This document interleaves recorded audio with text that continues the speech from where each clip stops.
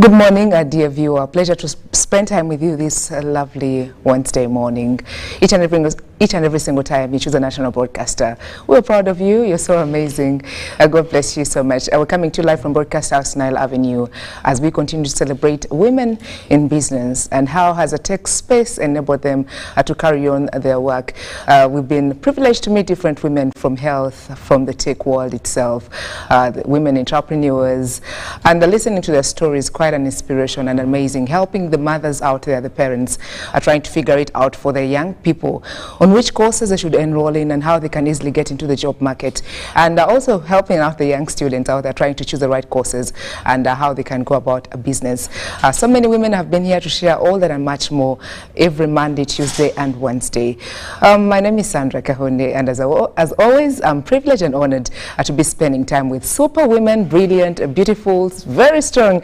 I'm telling you, today you're going to love this wonderful topic that we have in discussion. We're going to have as a discussion for the show. We know a few hours, if all factors remain constant, hopefully we shall be having the budget reading 2023-2024, that is tomorrow. And still praying for His Excellency to get better, get back on his feet by God's grace. We shall be also getting to see and know how he's doing, whether he will be a part of the discussion as far as the budget is concerned. Today, it's time for me to unveil my guests for the day. This morning, I am joined by Madame Elliot Orizara. I'll be getting the right pronunciation. She's Executive Director, Women and Girl Child Development Association, and I'm also joined by Sophie Chagulanyi, the Policy Analyst associated with CES BAG. We're going to be getting to know how do they prepare the budget, how are women supposed to be tapping from this opportunity, from what the opportunities that come through when it comes to the budget, and also helping us understand, yes, downtown, uptown, us in business, entrepreneurs out there, how can we get to tap from the budget and what is it all about? Some of the talk that we're going to be having this morning. Yes, my beautiful, strong women, you're most welcome to the program. Thank you. Thank you so much. Just next to me, Elliot right here. Good morning. Good morning. How are you doing? I am well. How does it feel to be here, the national broadcaster, this morning? Of course, first, we're happy to have you. I must say, definitely, as usual, when you're on UBC, then you know that there are people listening to you, and mainly those in the local areas, because they still feel UBC is the TV to watch. Well, great. Just at the extreme end, Sophie. How is Sophie this morning? Sophie this morning is great. Good morning, our dear viewers this morning. Good morning to you, our crew this morning. Thank you for hosting me, and especially to talk about this issue of the national budget, because it's an issue that is at the core of our governance in this country. Well, to us here as a national broadcaster, we're happy to see women take center stage, women taking managerial positions, women also taking charge when it comes to Uganda's economy and so many other spaces where the women have been privileged to work and operate on a daily. Just for the viewer out there to get to know what the importance of us having a budget. People are like, it's for the uptown, you know, we're just waiting to see if the sugar will be increased. Just make them understand the importance of the budget and the total cost. I'll start with, they're all economists. Sophie, you want to go first? I'm not an economist, but yes, I can take a take and go first. The importance of the budget at a national level to a country is because that's where the government determines its policy for a given period of time. And this time it's for a year, which they call a financial year. And in determining its policy, it determines its plan for its citizens and probably residents of that country, what it's going to do for them within that period of time. But also how it's going to generate its revenue or mobilize its revenue for that period of time. It sets aside what it will do, how it will do it, where it will get the finances it needs to do everything, to be able to provide public services to the government, to the citizens, but also to be able to determine how much revenue it has, it can collect, or how much debt it needs to be able to borrow at the end of the day. So the importance of a budget is really to determine all those things for a given period that is coming. For Uganda in particular, we are at the time where we are implementing our National Development Plan.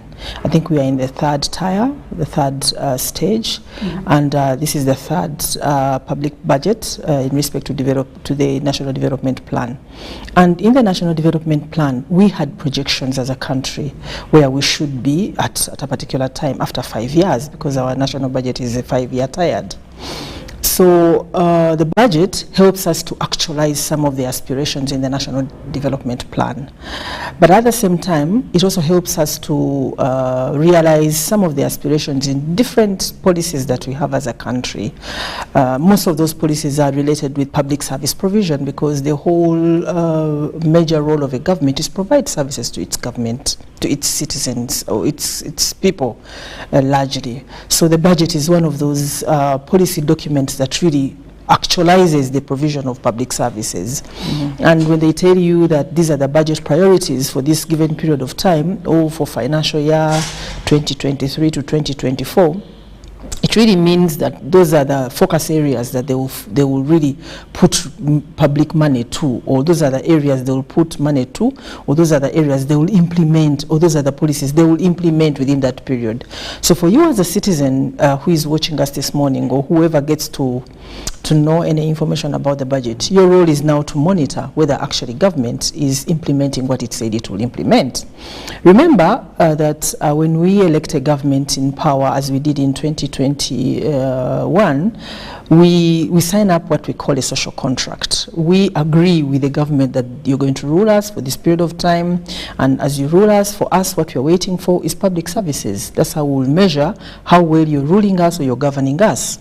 And government will tell us that, okay, fine, if you want me to really govern you well, then I need to collect taxes from you, and I need a thriving economy that allows me to be able to collect taxes or to generate revenue or mobilize revenue.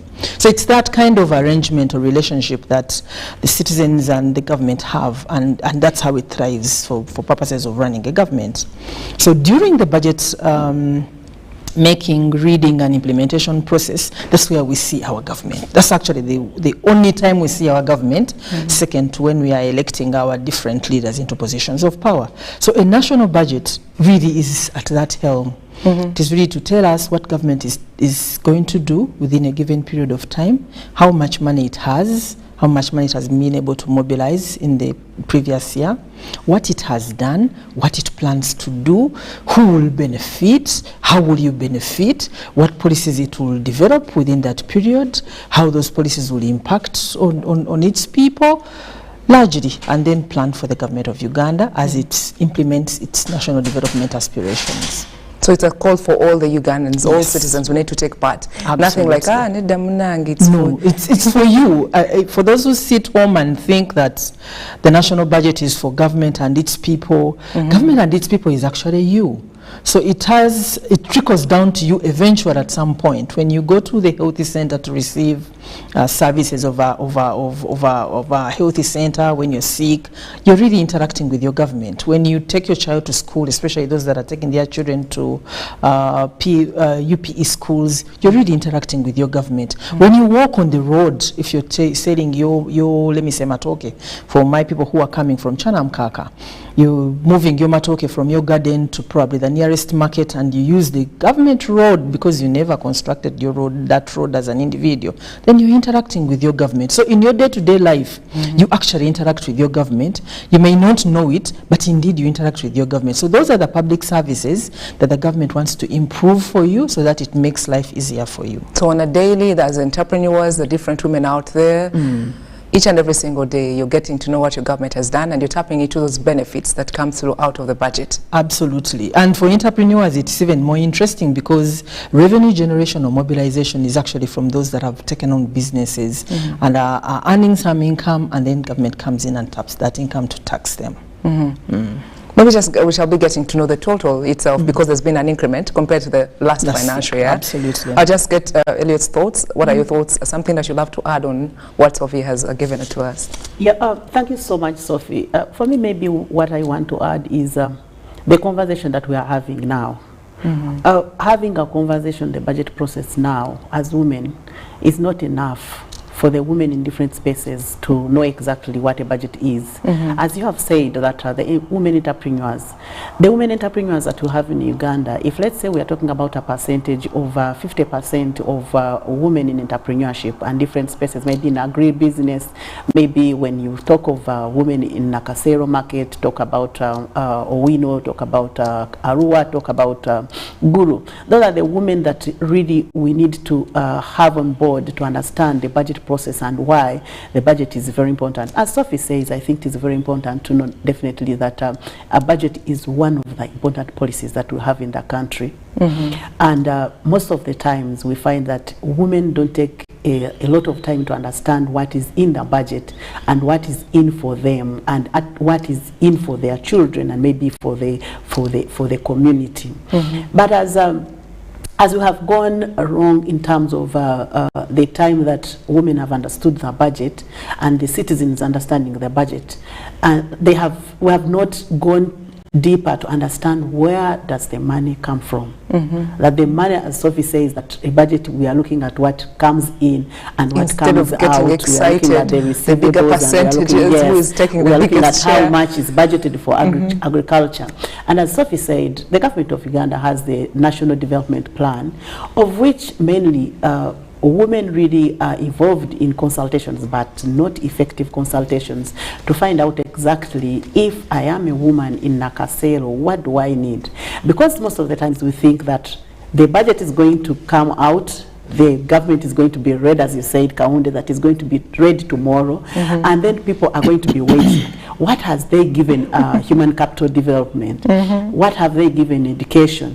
What have they given teachers? Have the teachers' salaries increased? Have the road sector increased maybe? But they don't. We don't usually, as women, go deeper to know that if the road sector budget has been increased for the highways, Jinja Highway, Guru Highway, we forget to put in mind that majority of our women are in agribusiness, and some of them go deeper into communities, to the rural areas. And then we forget that this budget is supposed to be really working on the community road networks. So if I want to bring my rolly of cassava, it has to move from Cholibu and goes to Padel and then come to Guru. So we forget about it. And mainly on the issue of revenue collection and revenue mobilization. You find definitely Uganda Revenue Authority will go to those markets and those shops and collect taxes.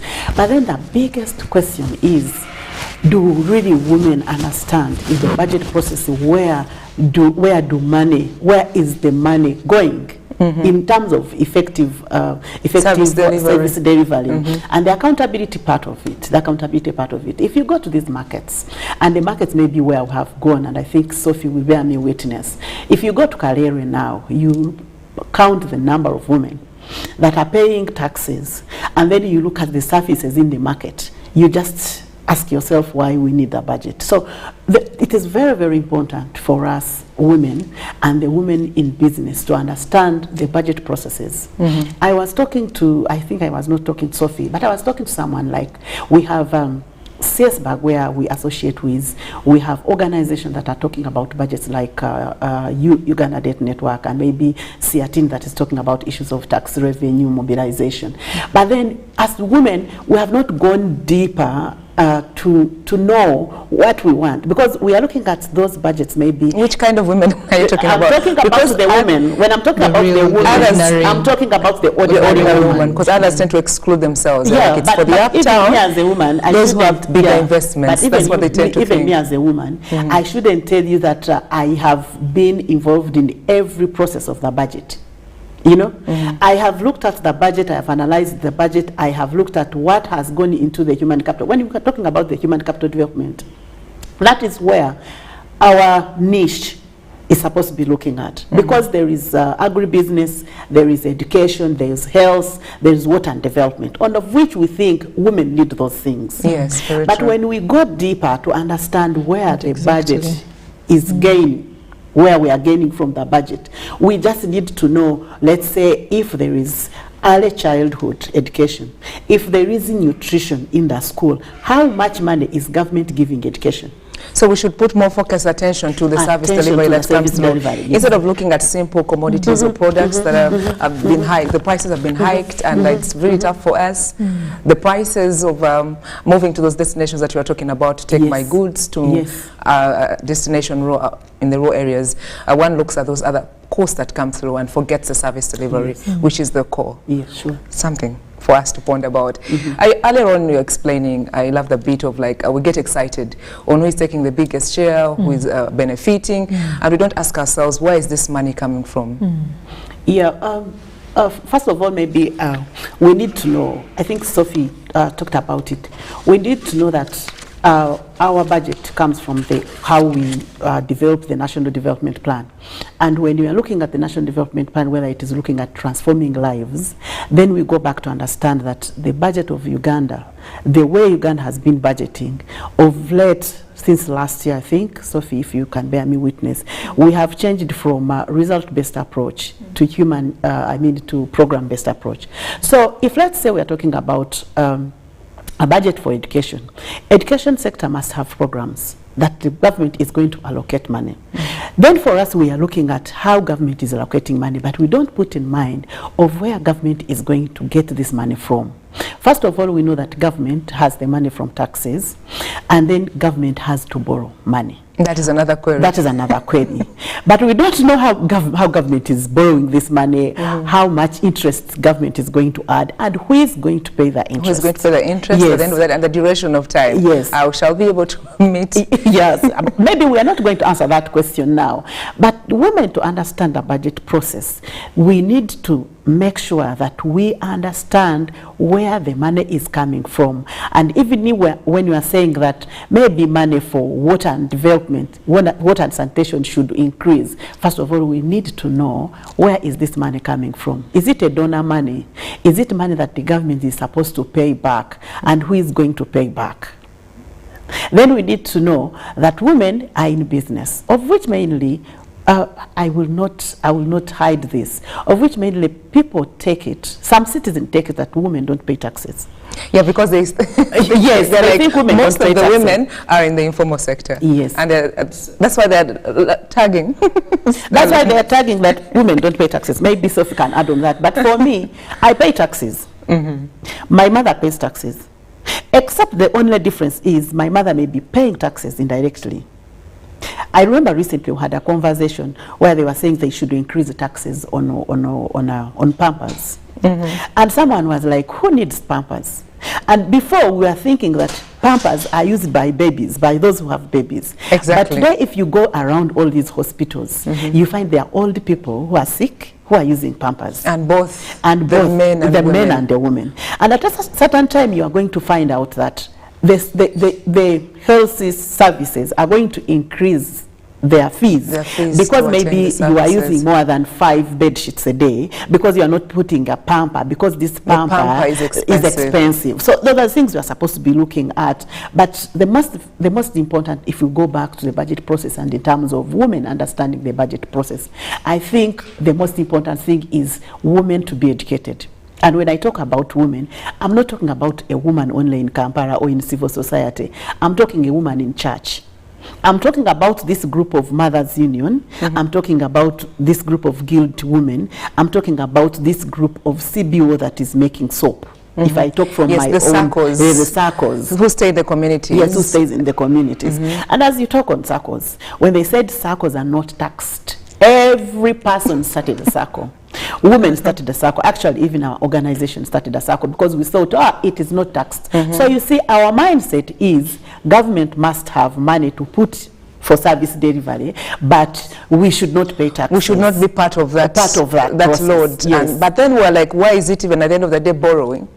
But my addition to that, especially starting from where does government get its money? I think it's important for us to help the viewers understand.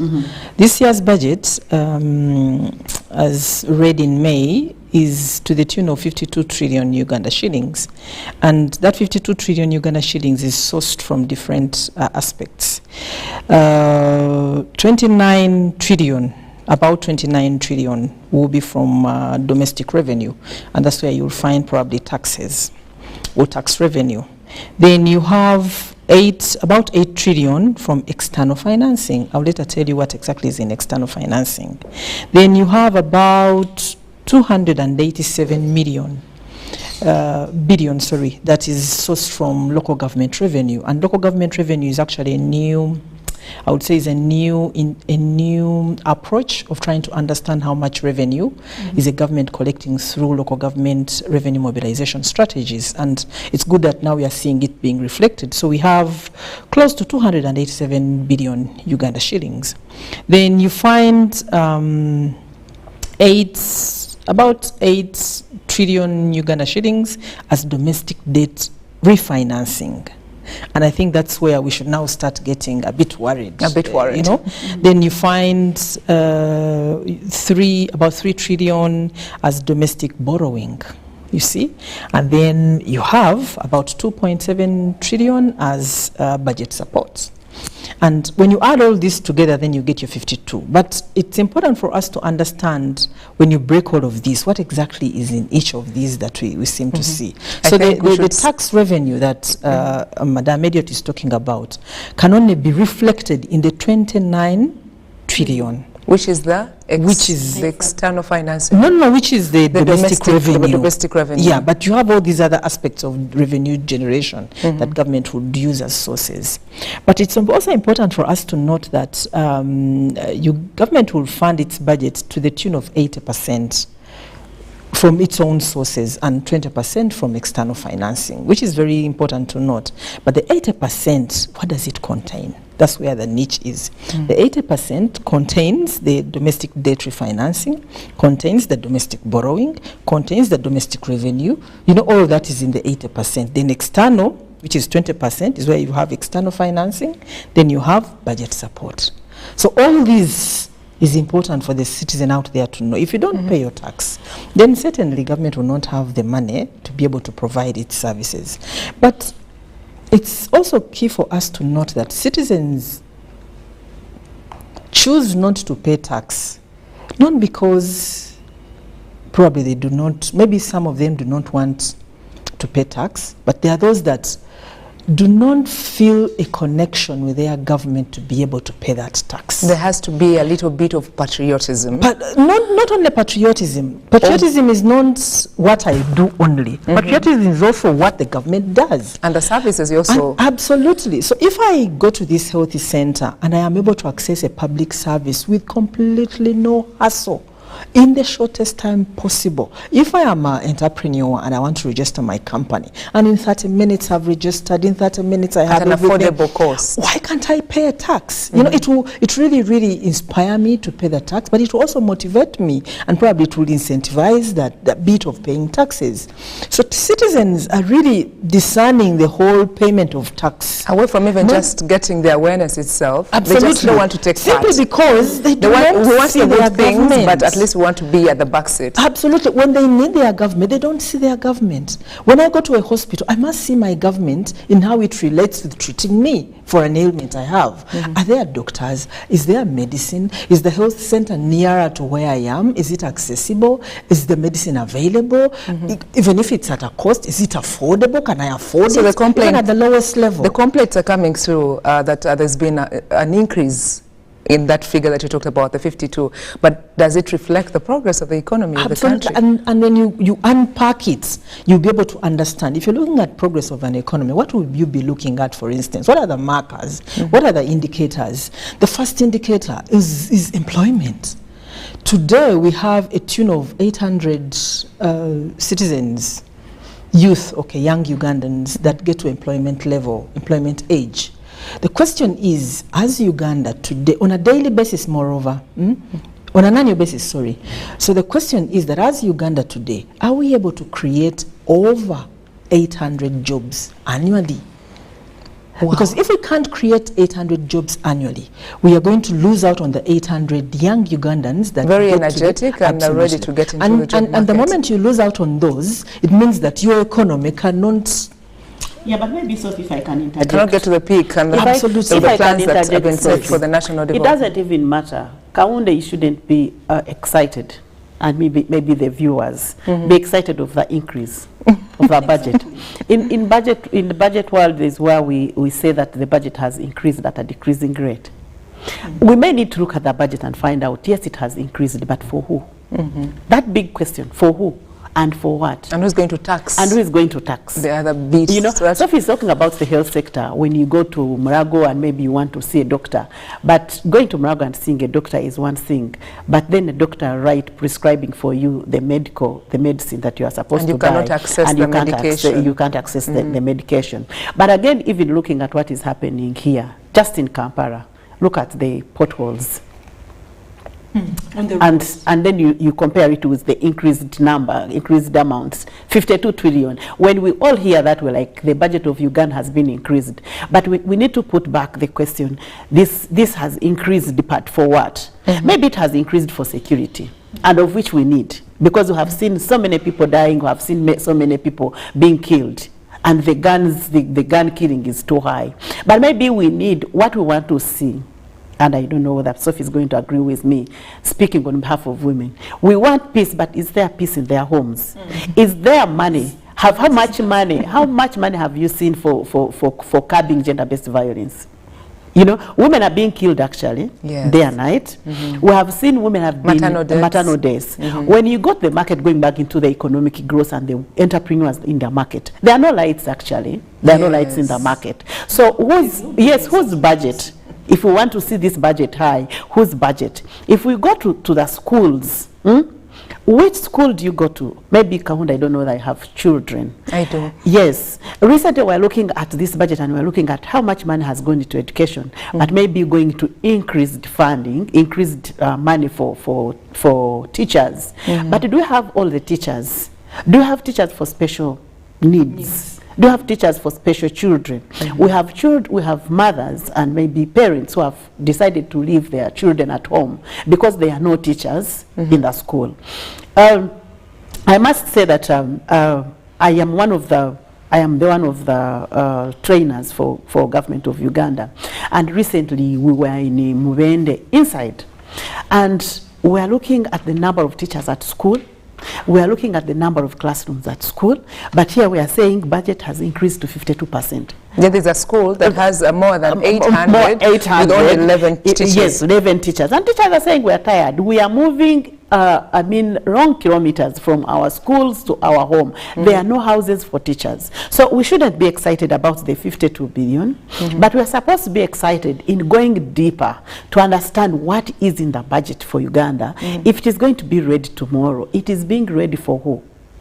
Sophie is talking about the issue of accountability, the issue of I am paying the tax, but I know when I'm driving to Ruzira, I'm not going to find a pothole easily. I will just pay. You'll just say through. I will just say through. I'm paying my taxes, but my car, I'm not going to be in the garage tomorrow. We need to understand the budget in that simplified way. You talked about the increase. There can be an increase and there can be an increase decrease at a decreasing rate. A decreasing rate. So in terms when, for times when there has to be a deficit, does that make economic sense?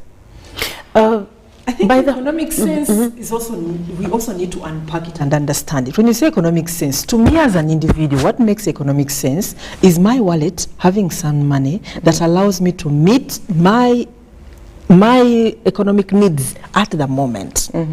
Having my wallet empty, having a budget increasing at an individual level doesn't make economic sense. You see? No money to spend. Absolutely. And I'm borrowing myself out. You see? That doesn't make economic sense at an individual level. It doesn't make economic sense even for a government. Of course, economically, they will argue that budget deficit is good because it has some advantages. It allows you to be able to balance some aspects. But at the end of the day, if what you're spending is more than what you're actually earning, then there is a common sense question. At common sense level, you can't spend what you don't have. There has to be money. So even if it makes economic sense, it doesn't make common sense for the common ordinary person. Even for a government of Uganda, it wouldn't make common sense for them, because why do you spend what you don't have? You only can spend what you have. So an ordinary woman will need to look at that and say, if I don't have this, I can't spend it.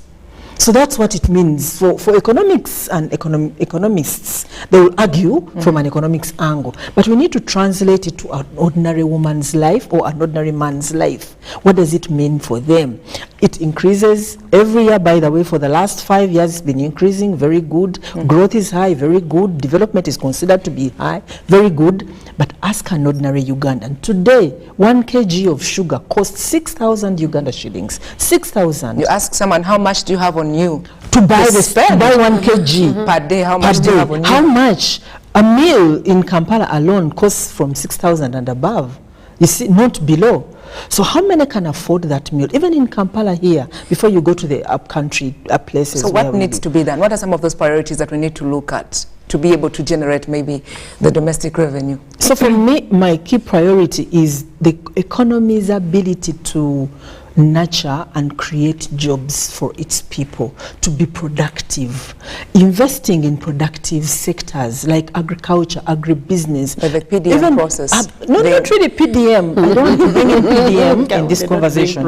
I want to look at productivity alone. PDM is one of the ways through which maybe we can reach there, but it's not the only. And I think we still have a question on how much are we really progressing through PDM. It's still really nascent. We can't even start asking that question, so I wouldn't want to bring PDM in this conversation. But the ability for everyone, at least the population I've talked about, the 800, plus the population of Ugandans that is in agro-processing, that is in agriculture, how much are they able to produce, but also be able to produce what is of value to the economy that can translate into that transformation. The moment that question is answered, then the economic growth that we talk about, the figures that we see, will make sense to that ordinary Ugandan that is involved. And when it makes sense to that Ugandan that is in agro-processing or agribusiness or agriculture, then all the other sectors will now start to feel it. Because if, for instance, public health is privatized, you earn it because you get it because you have money, then I'll be able to pay for health because I have some money. Education is privatized already. Then I'll be able to pay for my children's education. You see? So I'll even lift the burden from public services and be able to earn and be able to pay for my own public services. So an economy that is able to, in a circular mode, to transform its people, but also its economy itself is what we are looking at in terms of progress. So the figures can increase, the budget can increase in various forms, the growth can go even to 3-digit figures, that's okay. But at my level, if it doesn't make sense, if I still move on a potholed road on a day-to-day basis, and I'm spending all my disposable income to really support maybe mechanical needs I have, and everything gets finished, then what kind of economy is that? The daily spending. If inequality is shooting, you know, the gap between the rich or those who have and those who don't have increasingly widens and widens to the level that we can't even put in a measure. Every year. Then the economic growth does not make sense to an ordinary person in that country. I don't want to say a citizen because there are so many actors in our economy. So that kind of sense is what we are talking about today. Let's hear your voice, Elliot, on some of the priorities that we need to put in place. Yeah, I don't know why, Kaunde, you want us to go into the priorities before we understand the person who is driving the economy for this country and the person who is running the economy in terms of development experts. You know, I usually read what Niwagaba writes on his Twitter, and then I ask myself, can we translate Niwagaba's writing into action? Maybe you and Sophie, maybe people who meet at UBC and maybe meet at Cafe Javas, maybe meet at Serena. But from the space where I come from, the women and the girls that we work with in those communities are not only in Wakiso, Kampala, PG and Ruel, but when you move beyond and find out exactly what is happening, and then talking about the priority, those women know their own priorities. I remember one time, one of the women's organization, did research, and the question was, what do women want? if UBC and maybe us and other people went out to do that research before 2024 budget reading, if we start the budget process from tomorrow, because you have between me and you, the deficit for Uganda is not something that is hidden. There are very few countries in the world that run budget in surplus. Even at individual level, if you find someone running a budget at a surplus level, you need to ask yourself where that person gets the money to run his or her budget. The neighbors will start questioning. Because our priorities are many, but we have the core priorities. You know, for me, I'll talk from the perspective of women and youth. That the priority for now, as Sophie said, from Sophie's conversation, how many youth do we have in this country without jobs? Even in our homes, how many? But how much school fees did we pay? How much land did we sell? You know? And how many parents are stressed and depressed because of school fees? One person said, majority of parents are stressed because of looking out for school fees for useless education. And the reason why they are talking about useless education is about the mindset. Our people, the first generation maybe and the second generation, by the time they left university, first of all, government has paid for them, but by the time you finish university, a company is looking for you. UBC is looking for people who have done journalism and communication. We have a job at UBC. But today, your child is finishing university. You are thinking of selling land to buy a motorcycle for this boy to go and ride. You are looking for money to pay for Sophie's sister to go to Saudi Arabia. For treatment? To cook food, to work. Yes. Okay. By the time they get there, for you are looking at the increased 52 trillion. By the time they come back, they start working in Saudi Arabia. Your mother, because of stress, has already gone into pressure and diabetes. So every money that you are earning, you are bringing it to treat your brother, your sister, who has cancer, who has diabetes, who has pressure, who has any other non-communicable diseases. But remember, you are asking another brother, pay taxes, then I give you service. But the service is not there. So how many women do understand such a processes? So my priority setting for Uganda in terms of the budget process, I would want Uganda to go out and consult with the woman. When I talk about a woman, I'm not talking about the minister who said for them they will get a plane and go to UK. When they fall treatment. Sick, with due respect, I am talking about this woman who labors every single morning. Who has the group which they had started, and people said these groups should stop. The ones that are making the liquid soap. The ones that are making liquid soap. The ones that are growing mushroom. The ones that are bringing cassava and they are drying it. And I want to see the government going to this group and avail them opportunities on how they can do value addition. Where can we dry our coffee? Where can we dry our sorghum? Where can we dry how can we get the market at the end of the day? Who is there to do the market analysis for them? You know, if Sophie is saying we shouldn't talk about the parish development model, I really love the parish development model. When you read it and you compare it with the budget of Uganda, we compare it with the National Development Plan, but it's still good on paper. My priority, you know, should go into implementation. Are people ready?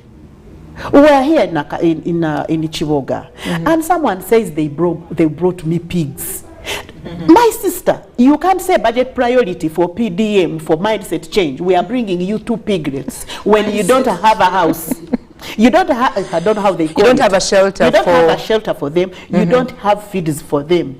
And remember, you don't have even enough food, because all the food that is subsistently grown is being sold, and that's what we are calling agro-processing. People in the communities don't have what to process. You know, because they have already sold the food to get school fees, which they said it is useless. Useless education. Yes, and you want this person to feed the piglets. I rather get the food, give it to my children. So there are things that we maybe, when we're talking about priority setting. Another priority for me, maybe if you look at education, which Uganda says it is one of the key areas that we need to look at. let us put money into education, but let us plan for those who are finishing university and other tertiary institutions. That by the time I have maybe, let's say, 1,000, graduates, I know where I am taking them. I was in Rwanda some time back, People are going to say people go to Rwanda and ask those things. But Rwanda is going to take about 5 people but it's in good to America. do research and get to know how your neighbor is faring Ghana is going on. to bring about 10 students, take them to benchmark in those countries, and come back and say, through my benchmarking, I have found an enterprise that is going to help 1,000 Rwandan youth. And they know exactly these youths are going to go into journalism and they will be going deeper to do research. Another group is going to come and say, we are going to process cassava. Another group is going to be, another group of women are going to be in Kalere, and we know they are going to have perishables. So every evening they are going to move around all stalls, pick the tomatoes that are going to be spoiled and process them. So there we are going to talk about value chain. Processing. Yeah. Amazing. Speaking about all those concerns that we need to sit and address. Yes. How about the other concerns, like the worry? Should we also be worried about? She talked about and how government has to get back to meet that cost, the 52 trillion itself, the external financing itself, and meeting the debt at the end of the day. Should you also be worried about such concerns that are coming through from the external factors or the international donors, the ones that are holding back, saying they'll not give support to Uganda because of the signing of the bill? Is that for Sophie or for me? I will start, then Sophie will just put on. For me, definitely, Uganda as a country, and referring to what Sophie said, the percentage that we get outside the country. Uganda has over, I think, even 1,000 civil society organizations, and whose funding is not domesticated. It is external funding, and those external funding are a sort of connected. There are those that are anti and is it against the bill that was signed. Yes. But there are those who are not.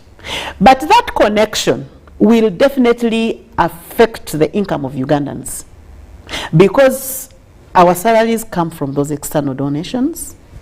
We pay pay as you earn. I saw yesterday the deputy speaker was talking about the high amount of money that is charged from pay as you earn.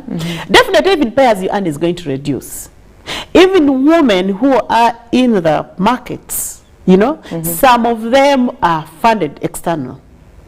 They have their children that work there and work in those organizations. Very true. And maybe they have been even adding on their capital, maybe increasing on their stock. So the stock is also going to a little bit reduce. Be cut down. Yeah, so it is something that we need to have a conversation on.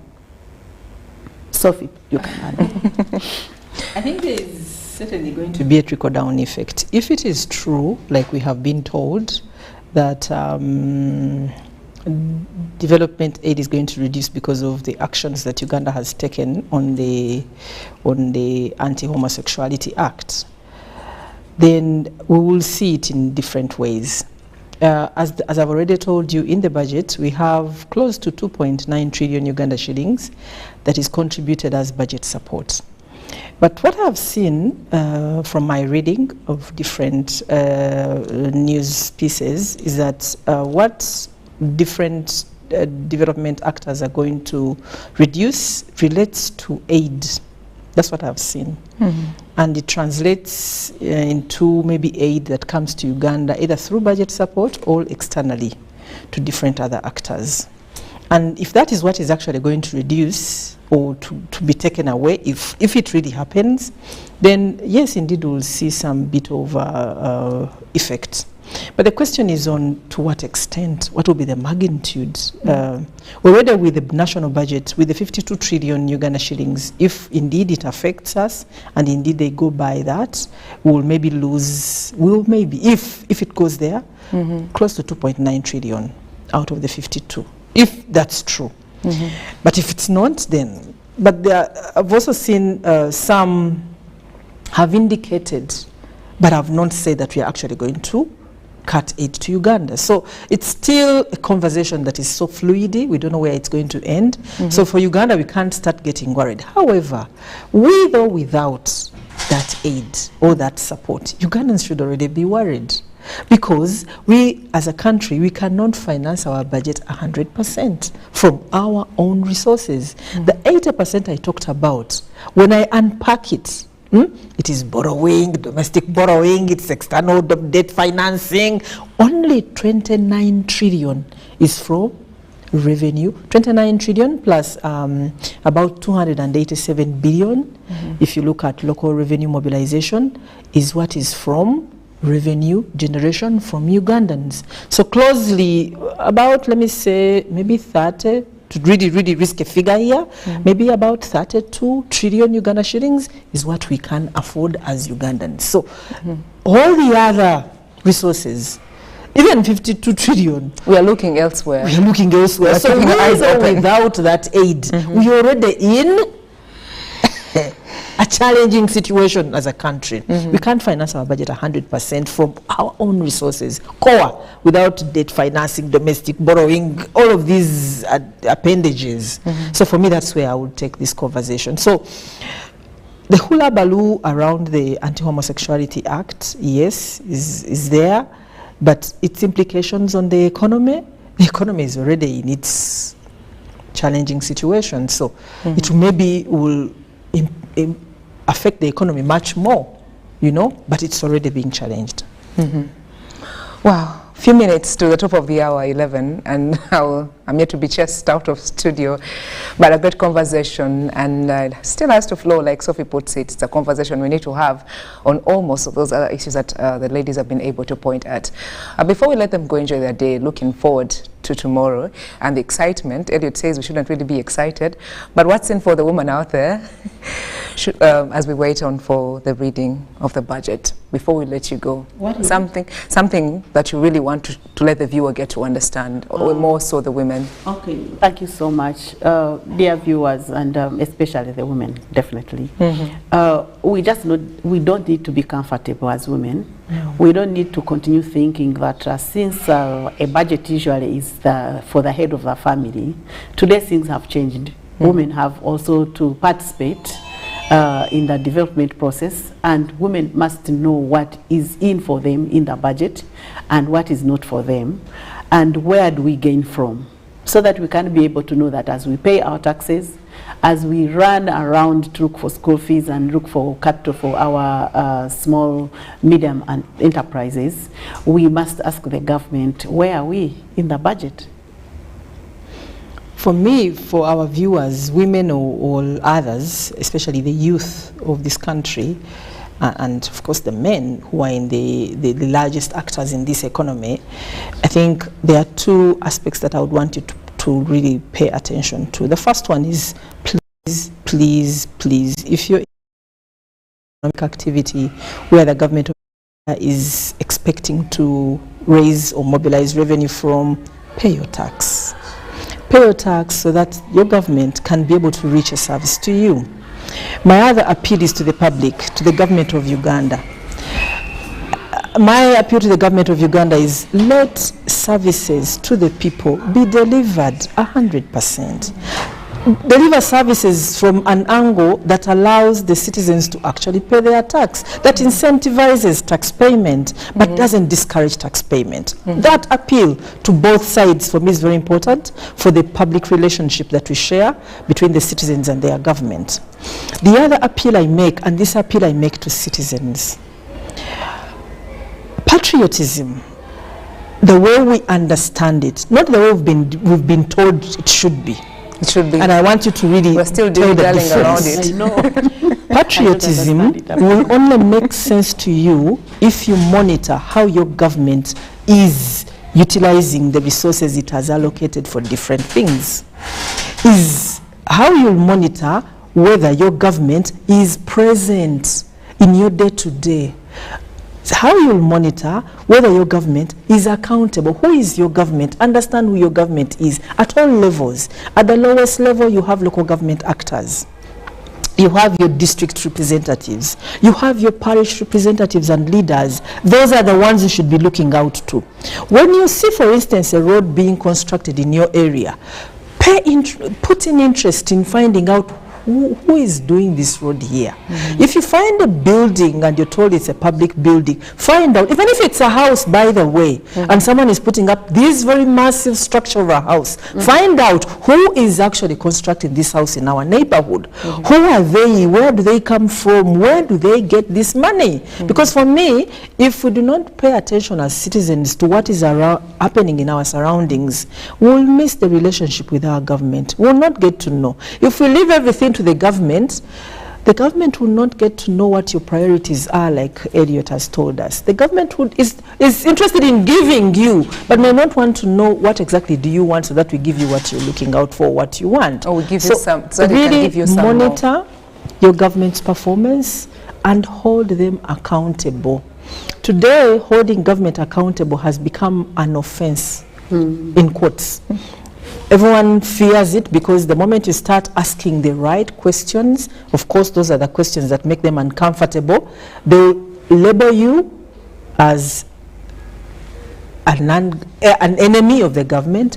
They will label you as too angry for the government. They will label you as someone who doesn't will or provide goodwill for the government, which is not right.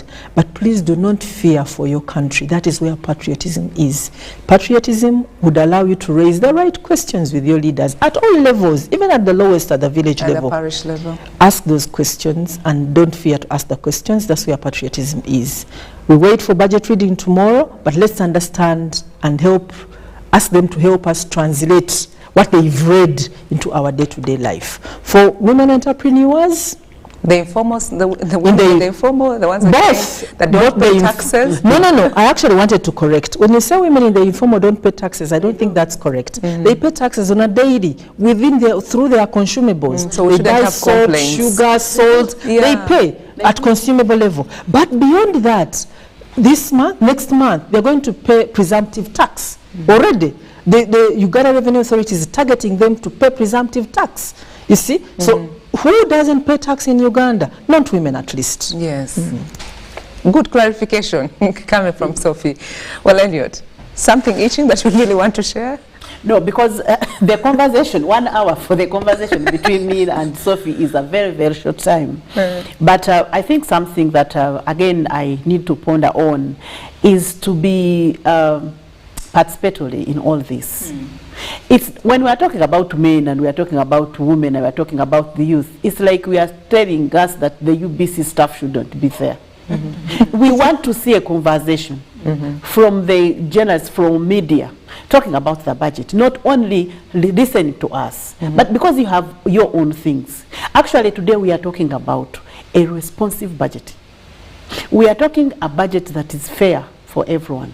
We are talking a budget that if the budget is out, it is going to help that person that has been hidden, that person that is disabled, that person that is in hard to reach areas, and not thinking that hard to reach areas is maybe beyond the mountain, beyond the lake. We have hard to reach areas in Wakiso, and people are there. There is no ambulance, boat ambulance, and women are dying. So we need to think beyond that. We need to think beyond the total budget. Thank you so much. Well, definitely, as the national broadcaster and as we continue to celebrate women, would love to have you once again. Sure. That would be for the post. Budget. Of course, if you agree for the invitation. Thank you. Well, well, for the viewer who has been following this episode, thank you so much for making time to join us. Yes, as Sophie and Elliot promised, they'll definitely come back after the budget reading tomorrow if all factors remain constant. My name is Sandra Kahunen. This morning, at the extreme end, I was joined by Sophie Chagulani. She's the policy analyst associated with CS Bank. Thank you so much for your time. The pleasure is mine. Wish you all the best. And just next to me, I was joined by Elliot Orizarwa. That's how they pronounce the name. Orizarwa, yes.